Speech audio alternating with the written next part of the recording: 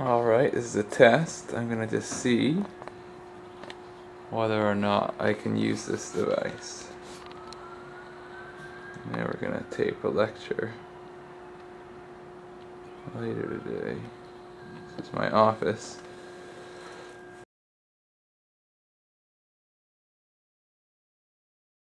It's a little messy. Big stuff over, like, a little modem or an Ethernet cable. So let's talk about compression. Okay, let's say we want to transmit this sequence of numbers. I'm going to dive into this with no mathematical preliminaries. The whole class up to this point has been the mathematical preliminaries for writing. This is like the apotheosis of your class. You still have to come after Thanksgiving now. Okay, so I'm going to transmit this sequence of numbers. What's the dumbest way to do it? Yes, Israel Defense Forces. You submit the number 9 100 times, then the number 11 100 times, and then you submit each number 100 times. I don't understand. That would be the stupid way to do it is just submit each number once. But when you say submit each number, let's get it down. Let's say we have to transmit it in binary. So you have to send a true or a false. You got to send a sequence of those. Let's say we're talking over Ethernet. All you get is ones and zeros. I should have think that was just an assumption. So how do we transmit this if all we got are ones or zeros? Yes? 9 ones and a 0. 11 ones and a 0. All right, you can do that. That's a good code. 9 ones, 0, 11 ones, 0. What's a more compact representation? Yes? Can you do binary representation of each number? Yes, you could. You can send 5 bits for each number, right? You can send 5 bits. Can we do better than that? I should hope so, because this is like the first slide. It would be kind of boring. Yeah, so one possibly send 5 bits per symbol. Or what if we graph the numbers and we observe this relationship? They seem to be related. So what can we do here? Yes? Use orthogonal projections. Yes, what would we call that? Least square line. No, like in a linear algebra sense. What am I doing to the coordinates if I project them onto that new line? Instead of being projected on y equals 0, they're being projected on y equals x plus 8. What is that? Operations. A change of basis, holy cow! Yes, we could! We could rotate the coordinates, and now the remaining elements are much simpler. We can only send 2 bits for each symbol. So we've compacted the information into, by finding sort of the appropriate basis, the underlying basis. Okay? This attempt to discover the appropriate basis is like a big deal. I think I have it in my next slide. But Gil Strang here, is he still the head of something? Oh, he just, he teaches the linear algebra 1806, right? Okay, but he was like the head of the math program. At one time, yeah. Okay, so he's a famous guy. He's like an expert in this stuff. And he's like, in his class, he says, the choice of basis, this is how he talks, it's a $1 billion question. It is, it's a $1 billion question. Okay, let's give another example here. Here's my thing, what should I do? Should I send 6 bits per symbol? What's another scheme I could do? Also, Dr. Schedler, could you warn me at 30 and 60 minutes, please? Oh yeah, no problem. Okay, thank you. By the way, people, there's refreshments in the front, so when you get a chance, maybe not right this minute, take some. Okay, so we could send 6 bits per symbol, or what could we do? What's a better basis? Come on, guys, $1 billion goes to the person who finds this. A figurative $1 billion. What was that? Y equals 30, that's okay, but near the end it gets in trouble because we got numbers as big as 8.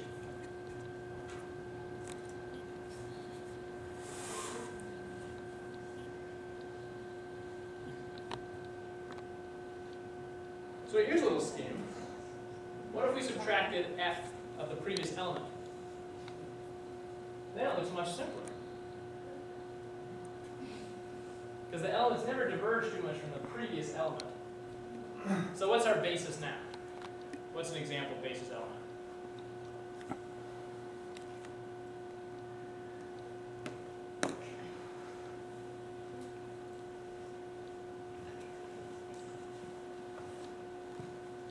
How can we think of this in linear algebra terms? I mean, it's a cute hack, but what is the basis?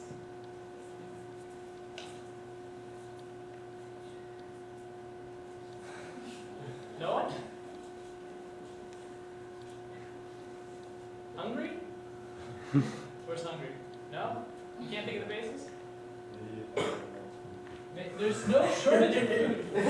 Yes, sir. I think it's 1, 1, 1, 1, 1, 1. Okay. 0, 1, 1, 1, 1, 1. Okay. 0, 0, 1, 1, 1. Very 1, good. Does everyone agree with that? Yeah. So there's the, I think that's called the Heaviside function. I'm going to call it that. Those are shifted Heaviside functions. Thanks. Dr. Schedler's like the arbiter of truth here. This is how he used to operate. This is a true story, but when Dr. Schedler and I were in high school together, before he was Dr. Schedler, I used to write problems and he used to write solutions when we had a math contest. He was like the anchor of truth. I still write all the solutions. Okay, he still writes all the solutions in this class. Okay, great. So what's the basis? Okay, that was the answer. Okay, great. So you might ask, how low can we go? You know, here we're transmitting, it looks like 4 bits per symbol or something like that. What's the fewest number of bits we can go? I'm going to show one slide on a whole field of human endeavor, this information theory. But this is like one of the foundational papers of the second millennium. Shannon in 1948 published a paper called The Mathematical Theory of Information. He was at MIT, although not when he wrote this paper. What was Shannon? He was already famous, by the way, when he wrote this paper. What was he famous for? What was that? Well, no, that came out at this point. But he was famous in the 30s for his work as a master's student at MIT. Shannon's master's thesis is the best master's thesis ever. And what did Shannon do in that master's thesis in the 30s at MIT? Sorry? Tell us. Anyone here getting a master's? You should look to Shannon. If you could be even 1% as good as his master's thesis in your own master's thesis, you would be like rich. Shannon was the first to apply Boolean logic to digital circuit design. So now we think ones and zeros, you know, the Morgan's laws, like it's just second nature. But that someone had to do with their master's thesis, and that was Shannon in the 30s. But then in the 40s, he was at Bell Labs, and he wrote this A Mathematical Theory of Information, and he proved all kinds of amazing stuff that has yet to be surpassed about how many bits it takes to encode all kinds of different kinds of messages. So here's one of the results. This is the very simple result, but if you have a sort of universe of messages, 1,000 messages that can be emitted with different probabilities. So maybe one message is very common, you know, it's raining, and another message is, well, it's hailing, or you know, maybe it's sunny. And they have different probabilities. How many bits does it take on average to represent one of those messages? Shannon sort of formulated this measure of information. And there's a whole field of information theory that flows from there that we're not going to talk about today. But I just want to give you an idea of the vistas that await you if you stop doing pure mathematics. Okay. So let's skip ahead here. Let's talk about what, like 10 years ago, would have been a more timely example, because everyone there was really into music because you could steal it. You know, with MP3, does that still exist? Do you still Napster your music? How do you get your music? Is it legally or illegally?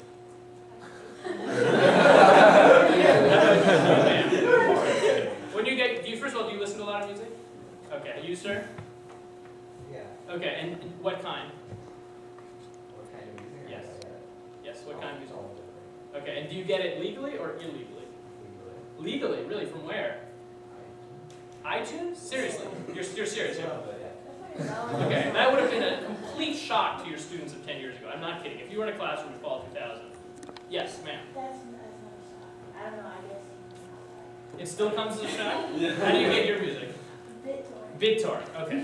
Okay, anyway, so it was a big deal 10 years ago, all this coding of music, and we were just on the verge of being able to do it sort of efficiently so that anyone could get free music.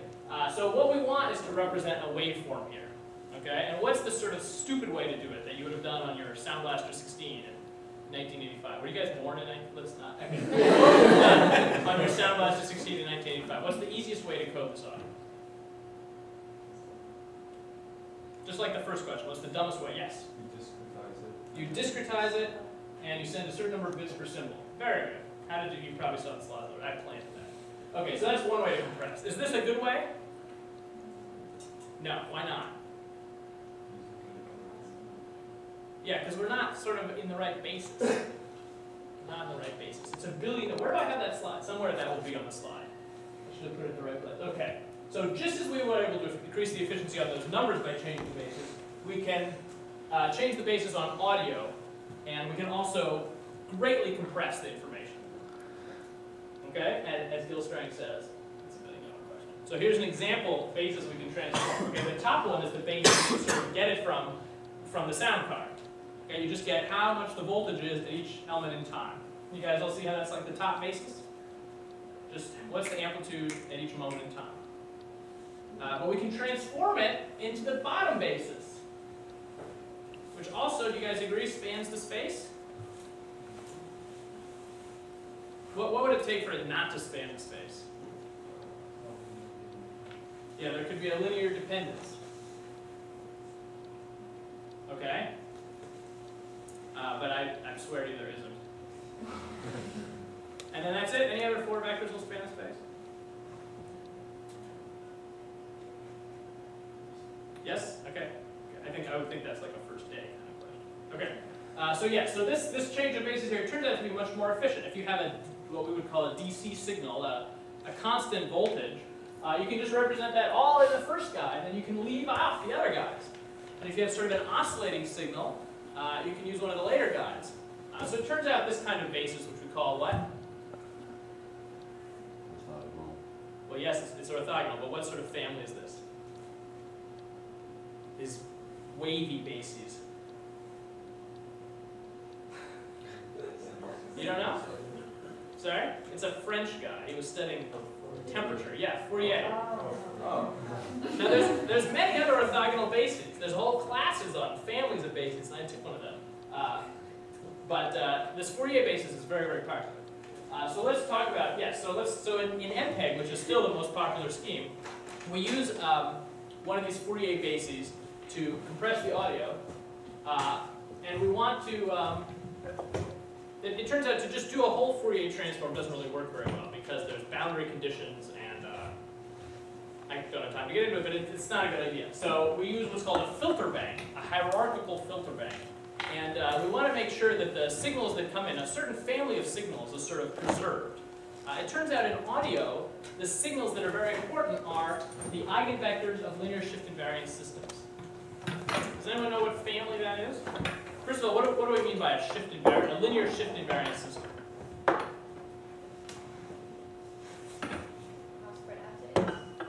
Okay, let's talk about it. So let's see if I can do some math here. I have to rely on the anchor of truth. So let's say we have a system, okay, which is like let's say we have a signal, okay, like a recording of a concerto, okay. So a signal is a function from, let's say it's from R to R, okay. That's a signal. And now we want to have operators that act on these signals, okay. We can call those filters or systems. Okay, so what does it mean for the operator to be linear? Let's call this signal for now, we'll call it S, so then my operator is going to be F and G, just for fun. Okay, so what does it mean to be linear?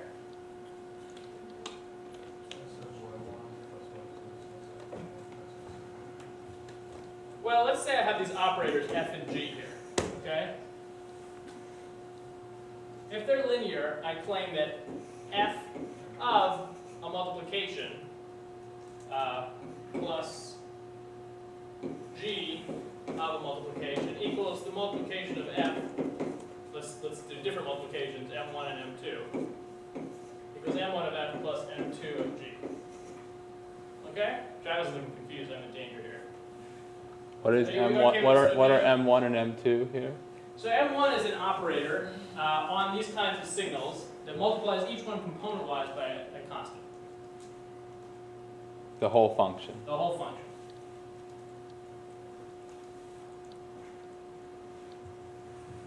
And F and G are? F and G are also operators, or unconstrained operators also on these signals. But now you have this condition here that F circle M1 plus G circle M2 should equal M1 circle F plus M2. Yeah, so this is my restriction that they're linear operators. Okay? And then I want them to be shift invariant operators. Okay?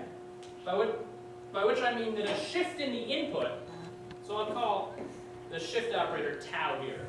So we'll say tau of,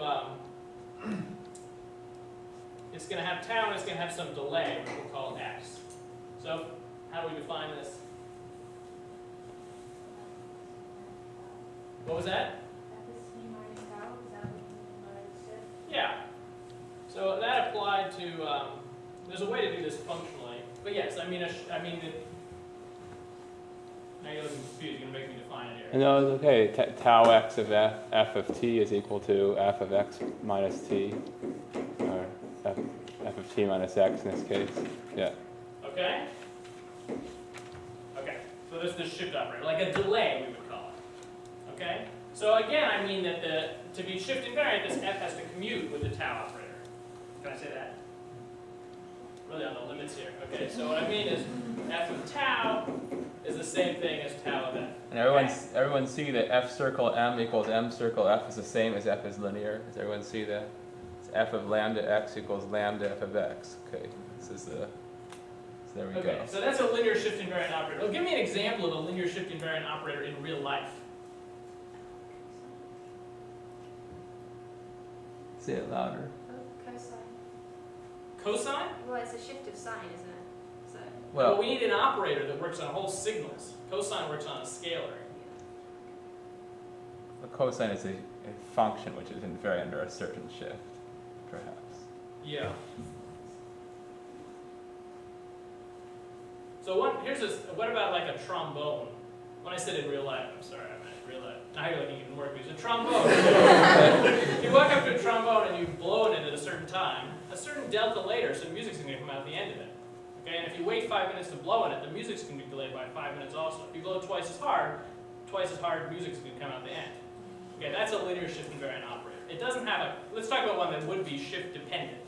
So is any LTI shift invariant? Well, what does LTI stand for? LTI system, linear time invariant. Linear time invariant. So that is probably a very similar notion to linear shift invariant. In fact, it's the same thing as long as the axis of It's R the is time. the time. Yeah, it's the same concept. So how about the multiplication operator? What about it? That's shift invariant, no? Yes, the multiplication operator is definitely shift invariant. How about a shift operator? Yes, I think it is. And in fact, any linear combination of any finite linear combination of multiplies and shifts, I think is a linear shift invariant operator. Okay, so we use these all the time. We call them filters. You guys all with me here? Okay. And almost any sort of physical system you could build, like the human ear or anything, all it's going to do is take the sound that comes in and add it to delayed copies of itself with different scalings. In fact, we even have a name for that operation. We call it, anyone know? Yes, say it louder. Convolution. Where did you learn that? Oh, in course 6. Oh, you're cheating. Okay, yes. So what are, fine. So now I'll ask the bottom line question here. What are the eigenvectors of all linear shift invariant systems? What is a family a family of signals that is going to be an eigenvector of these linear shift invariant systems? What'd you say?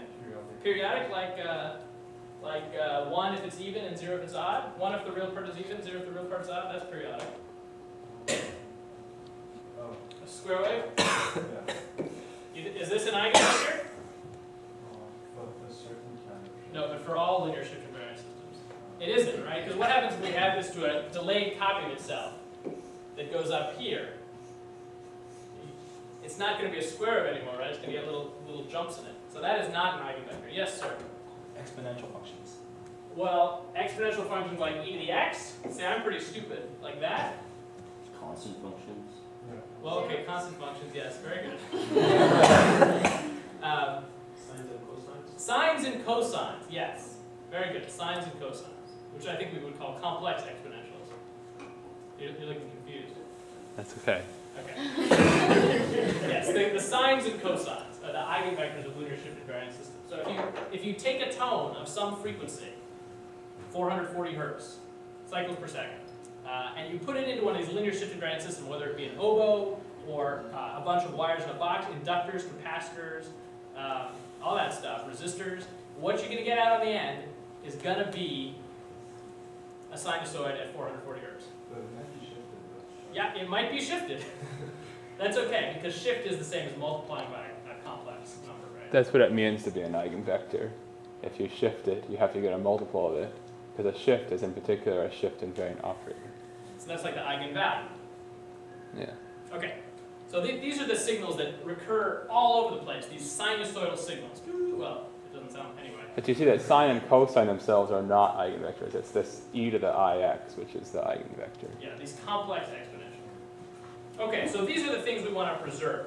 So in fact, in MPEG audio, they use this is their filter bank. And they've got 32 filters that come in, and they filter the audio. So we're going to go and see if we have time here. What time are we over? 2:30? So we got an hour. Yeah, we're at 20 Okay, let's minutes. do a little calculation demo just to be fun. So 20. this is the actual filter. Let's do a much simpler filter bank, okay?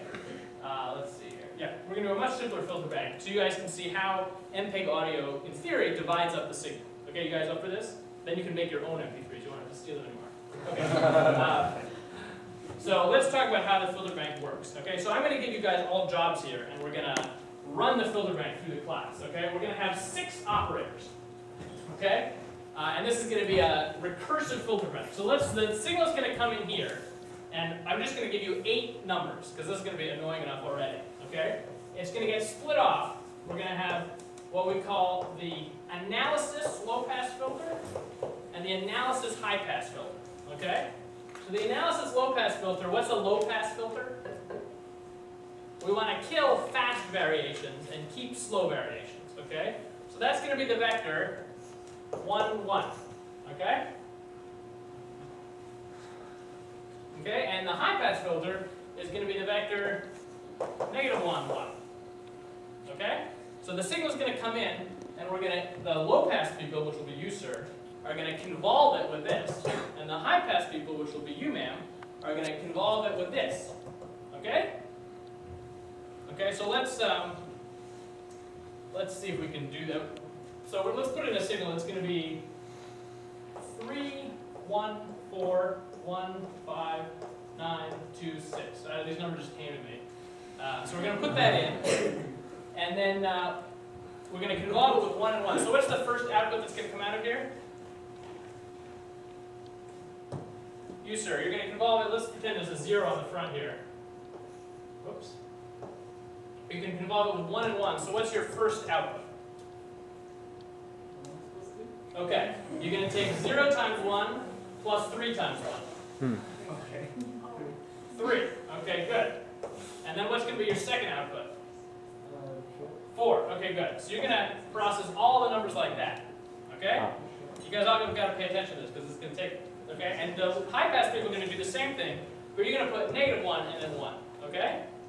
Then the next thing we're going to do, through the magic of math, we're going to decimate. Okay?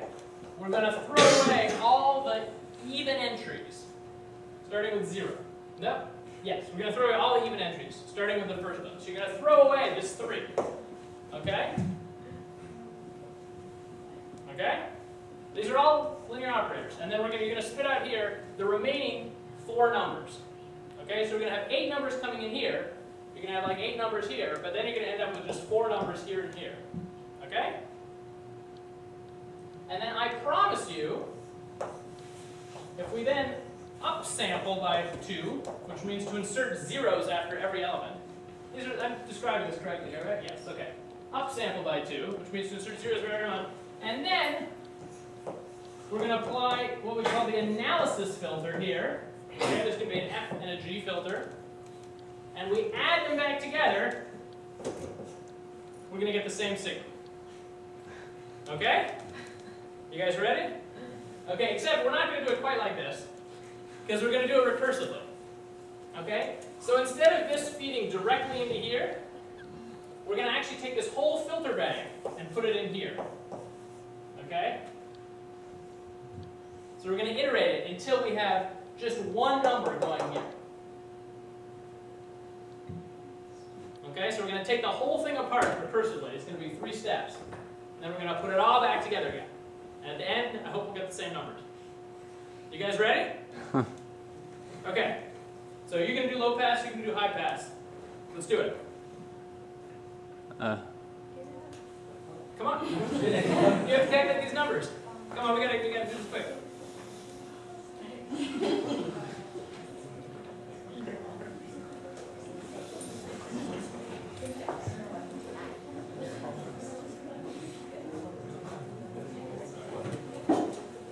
Come on, the other people are waiting for you.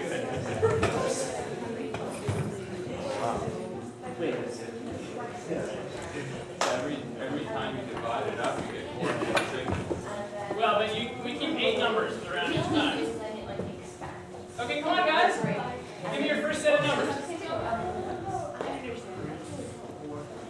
you got to decimate too. You're at MIT, you can decimate. Okay. Decimating means omitting every even element, starting with 0. Okay, so let's have the outputs on the first high pass guy. Ready? Is decimating all these? You just need to decimate. 4, 5, 15. What was that? 4, 5? Okay, so here's the vectors for the next people. 4, 5, 14, 8. Okay, let's have the high pass. 3 negative, wait, no. 3. No. What's the high pass? Are you writing on a donut box? Why don't you borrow some paper from me? Guys, this happens in your MP3 player like instantly.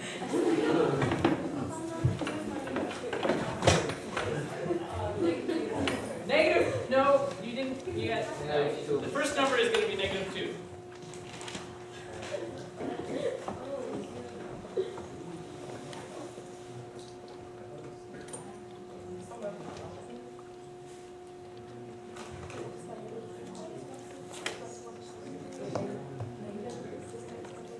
What's the next number after negative 2? Negative 3, very good. And then what? A positive 4. Okay, and then what? 4. 4. Okay, I'm afraid we've had to skip you. Okay, so this is what we have at the second stage of the pipeline, okay? Now we're going to run it on both of these, okay? So, you, ma'am, are high pass on this, and you, sir, you're low pass on this, and you're high pass on this, okay? And you, ma'am, are low pass on the bottom one, and you, ma'am, over there are high pass on the bottom one, okay? Let's do it. Don't forget to decimate. Don't forget to decimate. Guys, don't they have an hour? Yeah, we're getting there. 9:22. Okay, very good. Okay, she's done. Have her explain it to you. Okay, you? Very good. Okay?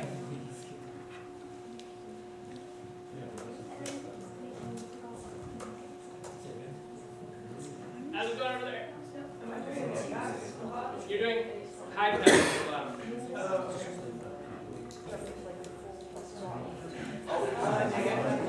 What did you say? That was low pass. Oh. Yeah. Not quite. Wait, why? No, you didn't.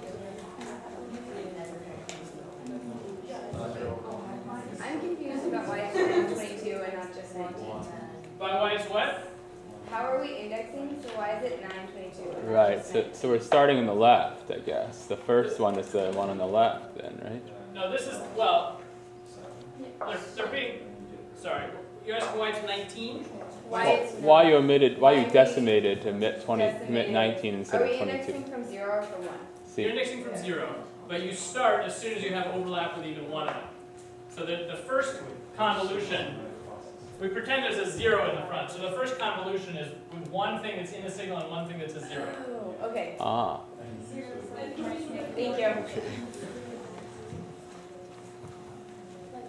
How are you doing over there? You're doing the high pass of these 4. So that's the minus 1. Correct. So it's not like 0 and 1. It's 0 and negative 1. Because there's negative 1. So it's negative 5. Right. Okay, good. So, Oh. okay, guys. We're still missing this one here. The high pass of the first one. Anyone want to help him with that? 1 minus 6. 1 minus 6. Very good. Okay. Great. Okay, so we got these. Now we're ready for the next row. Okay. You, sir, low pass on the top one. High pass on the top one. Low pass on the second one. High pass on the second one. Low pass on the third one. High pass on the third one. Low pass on the fourth one. High pass on the fourth one.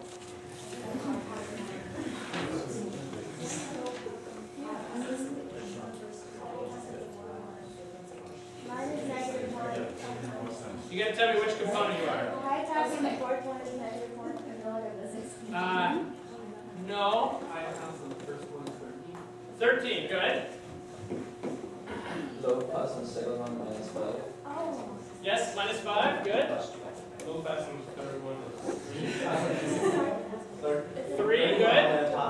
What was that? 31 on the top. 31 on the top, very good. Oh.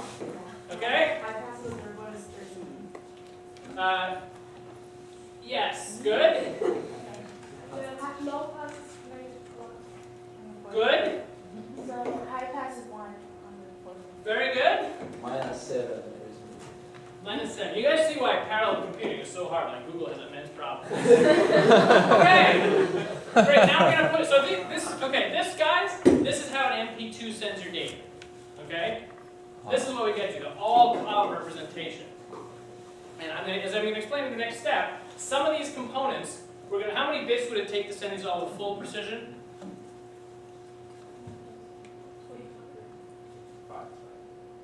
Let's go with 6. Because the highest works out as 31 and the lowest works out as -7. So let's say 6 bits. Okay? But we're going to compress, because we're going to send some of these with less precision. Okay? Instead of allowing the values for some of these to be 01, 2, 3, 4, we might just allow it to be 02, 4, 6, 8. That's how we're going to save information. By sending some of these with less precision. Okay? But before we do that, let's put it back together. Okay? So, great. Are we done with that row? Who's next? You are there. Yeah. Okay, so you, sir, are going to be upsampling and then the F filter. What's the F filter? Okay. The F filter is going to be the same as the low-pass filter, and the G filter is going to be negative, and sorry, these are actually over 2. Right. G filter is going to be negative of H1 over 2. Okay? So, you, sir, are, why don't you do both of these? You're going to put this in upsample and put in the F filter, and this is going to be upsample into the G filter. Okay. Okay? You, sir, are going to do the same thing to these two. Okay? And you, sir, are going to do that. You in the north face are going to do it to these two. And you, sir, are going to do it to these two.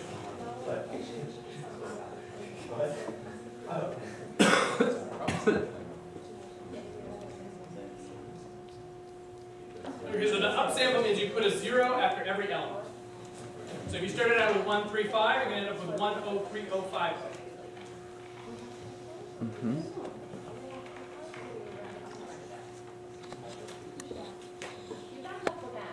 No rounding. So 15 and a half for the first one? What, did you do the F and the G filter? Oh, what happened? Yes, and then add.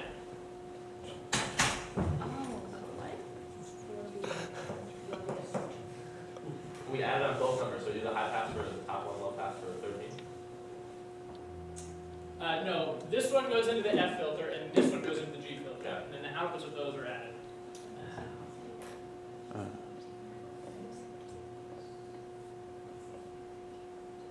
This is a very suspenseful moment, because you guys have no idea what the answer is going to be.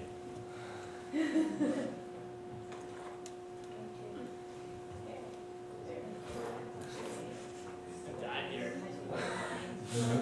What do you guys get? I got 15 and a half minus 6 and a half. So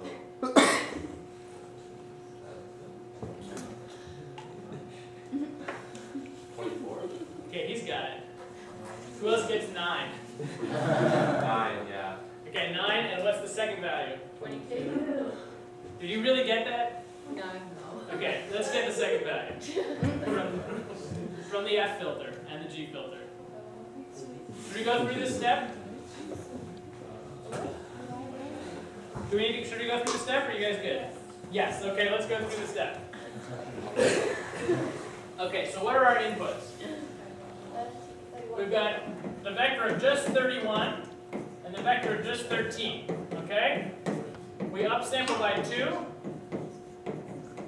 And what do we have now? We have the vector of, right, 31, comma 0. I'm writing them now with the first one to the left. You guys have to watch. Maybe I shouldn't, I won't switch the order. I'll write them still the other direction. Okay, and this one we've got 0, 13. Okay? Now we put this into the F filter. what do we get? 31. Okay, 15 and a half. 15 and a half. And then what? So we apply the F filter to these two elements, so we get 15 and a half. What do we get when we apply it to these two elements? The second convolution. 15 and a half again. Okay? What about this guy? Gosh, I hope this works. Well, you got it. What do you get when we apply the G filter to this guy? Minus 6.5? Minus 6 and a half. Yeah. Minus 6.5 And then we'll get 6 and a half. and 6.5. Okay? And then we add them, and what do we get? 22 and 9. Holy cow! 22 and 9. Wait, why did you take the other way around? Did I do it? Did I fuck it up? Excuse me.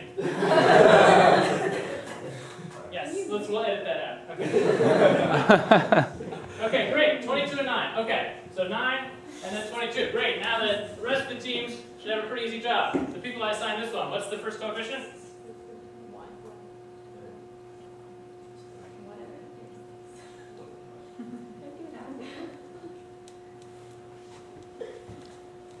Guys?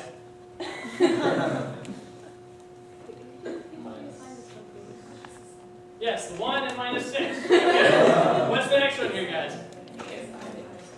Minus 5 and 8. Okay, the next one? Minus 1 and 0. Okay, good. Okay, now, guys, your MP3 player does this in its sleep. Okay. Now we'll do it on the next round, okay? So we've got 22, 9, negative 6, 1, okay? We feed this whole thing. What's the problem? Yeah, it's just the sum of difference. Okay, so we feed this whole thing in. What are we going to get?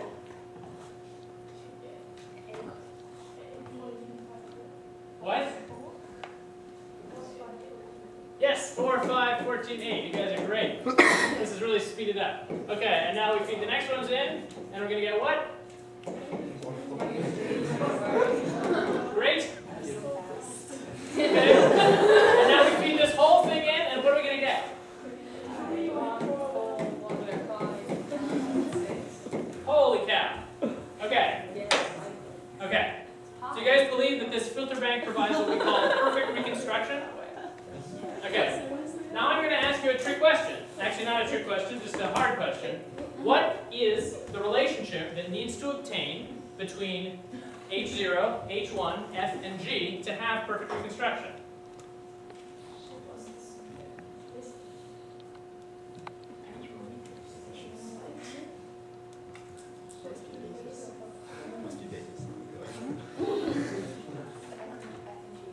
I mean, did you guys think we were going to have perfect reconstruction? Did that surprise you? I have chalk all over this. We'll go back to those operators.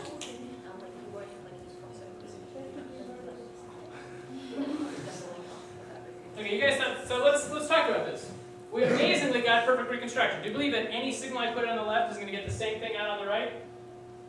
Let's show the, here's our system again. Okay, so what is the relationship that needs to hold between this matrix, what we call the analysis filter bank, and this matrix, what we call the synthesis filter bank, in order to have perfect reconstruction? What is the statement? Is it the inverse? No, the actual. The what? What did you say?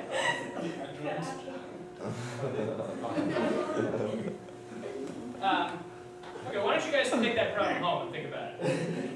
Okay? What is the condition that needs to obtain to have perfect reconstruction? Okay? That's an interesting question. Okay, so that's MP2 part 1. Okay, part 2. Okay, let's close that session here, that section. Does anyone have any questions about the filter banks before I move on? No one has a question? Yes? So how is sending these 9 numbers more efficient than sending these 8? It ain't. It is not.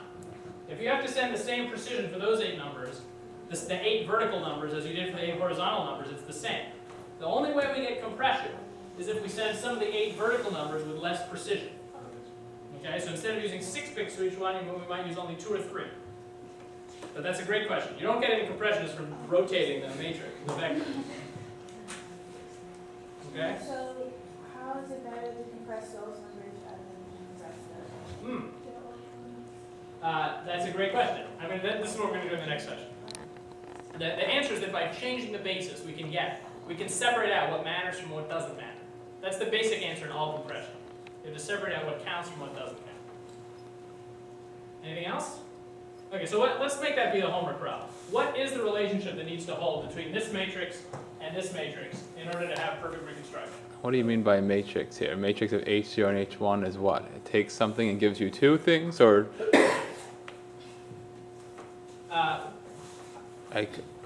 What this? Well, let's precisify that. Okay, that'll be also part of the exercise. Yes. I think there's one matrix here which I think has H0 and H1 as columns that applied to that signal produces the output that we want. Okay. Okay, so that's your homework. But let's move on. So we've done all this work to rotate it from horizontal to vertical using this hierarchical recursive filter bank. What's the point? How do we know which to give less precision? Okay?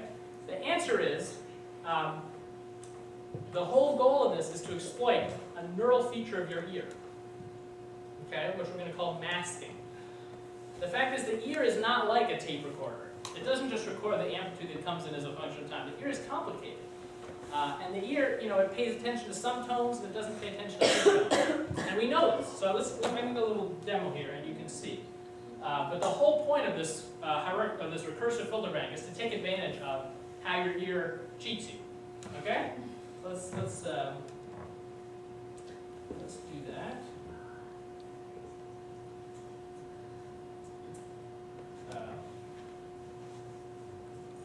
Okay, so I'm going to play.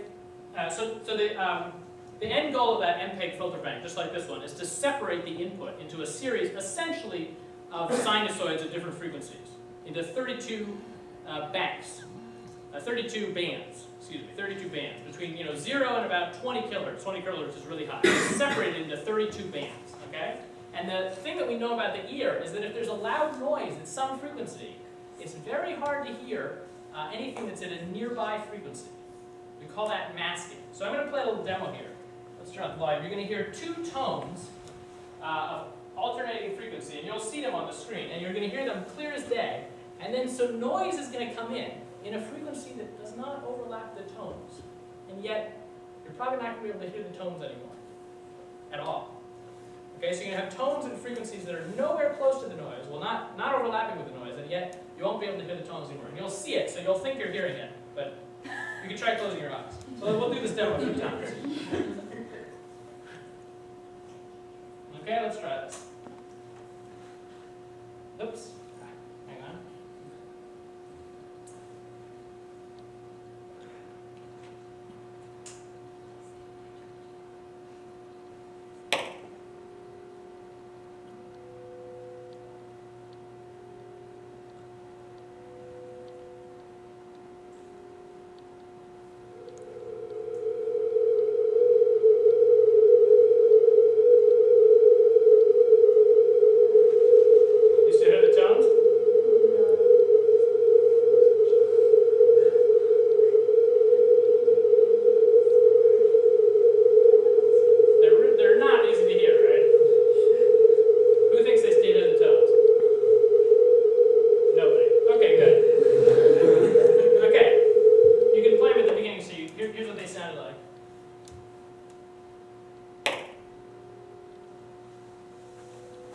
feel like they're way quieter than the noise. Yeah, but you can see the picture exactly how loud they are.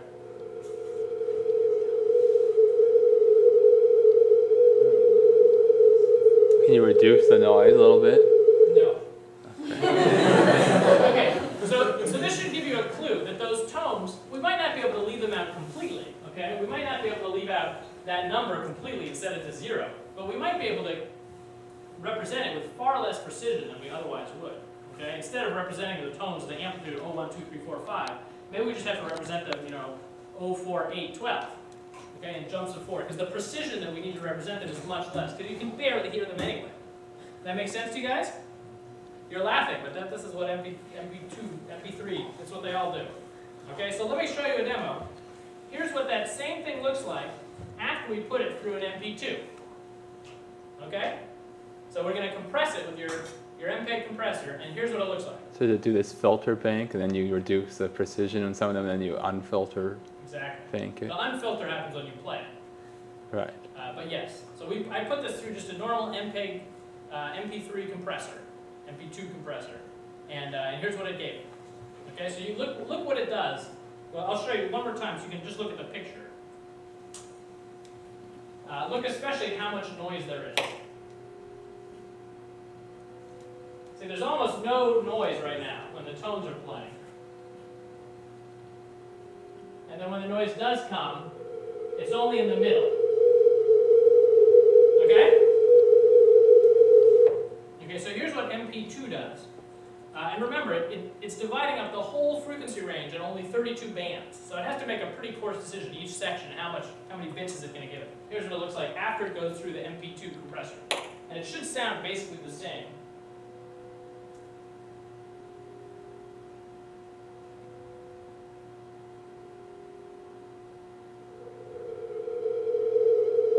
Holy cow. So it's added a lot of noise here. Does it sound different? No. Because the MP2 knows that you can't really hear these areas here because you got this other noise here. So it can quantize those frequency bands with far less information, and you can't hear the difference. Now, far less information means far more noise because you don't, instead of knowing if it's 0, 1, 2, 3, 4, 5, you don't even know if it's 0, 4, 8, 12. So there's much more noise, but you can't hear it. Okay, does everyone now knows how MP2 works? You have any questions? You're looking at me very suspiciously. Okay, let's look at a few other ones, just for fun. Here's MP3, which is more sophisticated than MP2. So MP2 has to make sort of broad decisions about how many bits to give a frequency band. Here's MP3, which you can see doesn't have so much noise.